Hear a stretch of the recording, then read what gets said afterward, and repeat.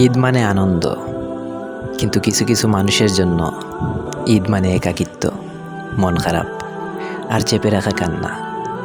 কারো বাবা নেই, কারো মা নেই, কেউ বা ভাই বোনের স্পর্শটুকু হারিয়ে একা হয়ে গেছে, কেউ বা বাস্তবতার কর্কশ দোয়ায় বিষণ্ণতা নিয়ে অজরে কাঁদছে, কেউ বা পরিবারের মুখে হাসি ফুটাতে গিয়ে ব্যর্থ হয়ে ফিরেছে।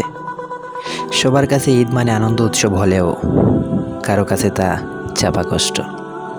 কারো কাছে ঈদ মানে নতুন পোশাক হলেও কারো কাছে ঈদ মানে রংচটা সেই পুরনো পোশাক। কারো কাছে ঈদ মানে নবান্ন উৎসব হলেও কারো কাছে তা একরাশ বিষণ্ণতা।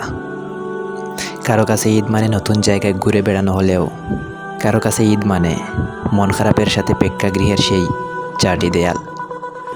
কারো কাছে ঈদ মানে প্রিয়জনের সাথে সময় কাটানো হলেও কারো কাছে ঈদ মানে বাড়ি ফেরার নীরব কান্না।